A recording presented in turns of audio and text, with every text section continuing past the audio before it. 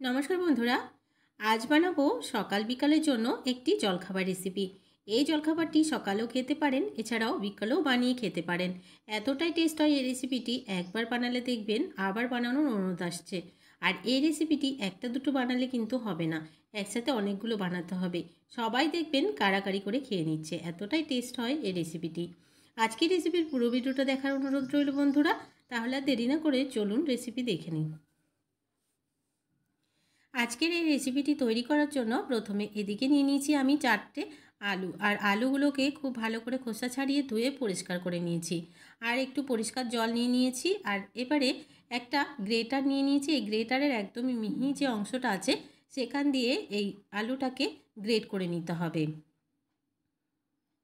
আর আলুগুলোতে যেন একটাও বড় অংশ না থাকে সেদিকে খেয়াল রেখে আলুগুলোকে আমি গ্রেট করে নিচ্ছি। আর এখানে এই রেসিপিতে আলুর পরিমাণটা একটু বেশি লাগবে, তো আমি 4টে আলু ব্যবহার করলাম। তো বন্ধুরা দেখুন, আলুগুলোকে আমি খুব ভালো করে গ্রেট করে নিলাম। এবারে আলুগুলোকে জল পাল্টে আমি 2-3 বার একটু ধুয়ে নিচ্ছি।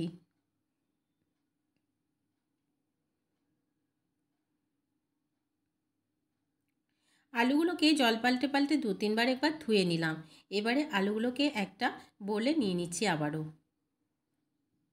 আলুগুলো যদি অল্প পরিমাণে একটু জল থাকে কোনো অসুবিধা নেই আলুতে। এবারে এই আলুতেই দিয়ে দিচ্ছি 2টো পেঁয়াজ কুচি। আর পেঁয়াজগুলোকে একদমই লম্বা লম্বা করে আমি কেটে নিয়েছি। এখানে আলু আর পেঁয়াজের পরিমাণটা একটু বেশি দিতে হবে। এবারে দিয়ে দিচ্ছি পরিমাণ মতো লবণ, 1 চামচ গোলমরিচের গুঁড়ো, দিয়ে দিচ্ছি 1/2 চামচ গোটা জিরা, আর দিয়ে দিচ্ছি 1 চামচ চিলি ফ্লেক্স। চিলি ফ্লেক্সটা যদি আপনারা না দিতে চান তাহলে এখানে গোলমরিচের গুঁড়োটা একটু বাড়িয়ে দিতে পারেন। তবে এই রেসিপিতে কাঁচা লঙ্কা দেবেন না, অন্যরকম একটা টেস্ট চলে আসবে। এবারে খুব ভালো করে একটু নাড়াচাড়া দিয়ে নিচ্ছি যাতে যে আলু আর পেঁয়াজের জল আছে সেটা এখনই বেরিয়ে যায়। খুব ভালো করে একটু নাড়াচাড়া দিয়ে নিলাম। এবারে এখানে দিয়ে দিচ্ছি কাসুরি মেথি। এখানে আমি নিয়ে নিয়েছি বেশ খানিকটা কাসুরি মেথি। আর এই কাসুরি মেথিটাকে হাতের সাহায্যে একটু ভেঙে দিয়ে দেব। তবে এখানে কিন্তু ধনেপাতা দেবেন না, কাসুরি মেথিটাই দেবেন, তাহলে এই রেসিপির টেস্টটা দ্বিগুণ বেড়ে যাবে। এবারে আবারও খুব ভালো করে কাসুরি মেথিটাকেও আমি মিশিয়ে নিলাম। কাসুরি মেথিটাকে মিশিয়ে নেওয়ার পরে এবারে আমি এখানে নিয়ে নিচ্ছি 1.5 কাপ পরিমাণ ময়দা। আপনারা চাইলে এই রেসিপিটা আটা দিয়েও করতে পারেন, তবে ময়দা দিয়ে করলে রেসিপির টেস্টটা অনেক বেশি ভালো লাগবে। আটা দিলে টেস্টটা ঠিক এরকম আসবে না। এবারে এখানে দিয়ে দিচ্ছি আমি জল। এখানে প্রথমে আমি 1 বাটি জল নিয়েছি। আর অল্প অল্প করে দিয়ে ব্যাটারটাকে রেডি করে নিচ্ছি।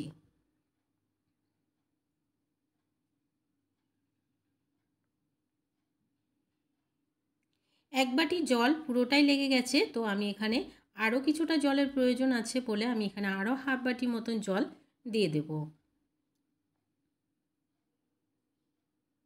তো বন্ধুরা আমি এখানে আরও 1/2 বাটি জল দিয়ে মিশিয়ে নিচ্ছি।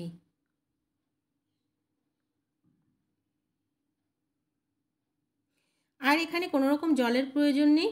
তো বন্ধুরা দেখুন ব্যাটারটা একদমই রেডি হয়ে গেছে। ব্যাটারের ঘনত্বটা ঠিক এই রকম রাখতে হবে, খুব বেশি পাতলা বা খুব বেশি ঘন নয়। এবারে এই ব্যাটারটাকে আমি 5 মিনিটের জন্য ঢাকা দিয়ে রেখে দেব। 5 মিনিট পরে আবারও ফিরে আসছি। পুরোপুরি 5 মিনিট পর আবারও ফিরে এলাম। এবারে দেখে নিচ্ছি। তো বন্ধুরা ব্যাটারটা আমাদের একদমই রেডি হয়ে গেছে, আর কোনো রকম রেস্টে রাখার প্রয়োজন নেই। আমি ব্যাটারের থিকনেসটা আবারও একবার দেখিয়ে দিচ্ছি। তো দেখুন ব্যাটারটা কিন্তু একদমই থিকনেসটা পারফেক্ট আছে। এবারে এদিকে একটা ফ্রাইং প্যান বসিয়ে দিলাম। আর এই ফ্রাইং প্যানে দিয়ে দিচ্ছি 1 চামচ পরিমাণ সাদা তেল।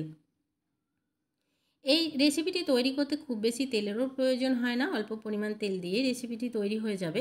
খেতে দারুণ হয়। তেলটা একটু গরম হয়ে গেলে এখানে আমি 2 চামচ পরিমাণ ব্যাটারটা দিয়ে একটু ছড়িয়ে দিচ্ছি।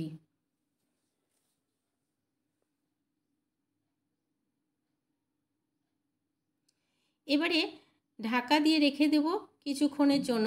আমরা যে কাঁচা আলুটা ব্যবহার করলাম সেটা যেন একটু সেদ্ধ হয়ে যায়। যেদিনই পরোটা খেতে ইচ্ছে করবে এভাবে একবার এই রেসিপিটি বানিয়ে দেখবেন বন্ধুরা, পরোটার একদমই টেস্ট দ্বিগুণ আসবে। এবারে উল্টে পাল্টে একদমই ক্রিস্পি করে আর গোল্ডেন ব্রাউন করে ভেজে নিচ্ছি। এই রেসিপিটি যতক্ষণ না পর্যন্ত ক্রিস্পি হবে ততক্ষণ পর্যন্ত কিন্তু নামাবেন না, কারণ ক্রিস্পি হলেই খেতে দারুণ টেস্ট আসে। এবারে উল্টে পাল্টে আমি একদমই এটাকে ভেজে নিয়েছি। তো দেখুন বন্ধুরা, এই রেসিপিটি তৈরি হয়ে গেল। এটা আমি নামিয়ে নেব আর বাকিগুলোকেও এভাবে করে ভেজে নিয়ে ফিরে আসছি। 2-5টা ভীষণ ক্রিস্পি হয়েছে আর একদমই গোল্ডেন ব্রাউনও হয়েছে। এবারে বাকিগুলোকেও আমি সেমভাবে ভেজে নিলাম। তো নামিয়ে আমি সার্ভ করে দিলাম।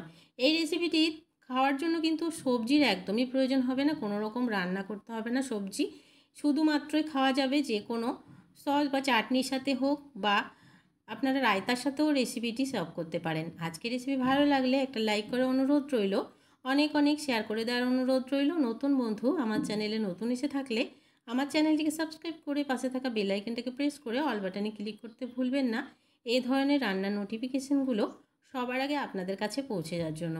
আর আজকের রেসিপিটি কেমন লাগলো কমেন্টস বক্সে জানাতে কিন্তু ভুলবেন না বন্ধুরা। দেখা হচ্ছে পরবর্তী রেসিপিতে। আজকের মতন তাহলে আসছি। আর এবারে আমি রেসিপিটি একটু ছিঁড়ে দেখিয়ে দিচ্ছি। তো দেখুন বন্ধুরা, রেসিপিটি বাইরে ক্রিস্পি হলেও ভেতরটা কিন্তু ভীষণ সফট হয়।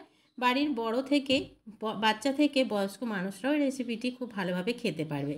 সবাই ভালো থাকবে, সুস্থ থাকবেন। আজকের মতন টাটা।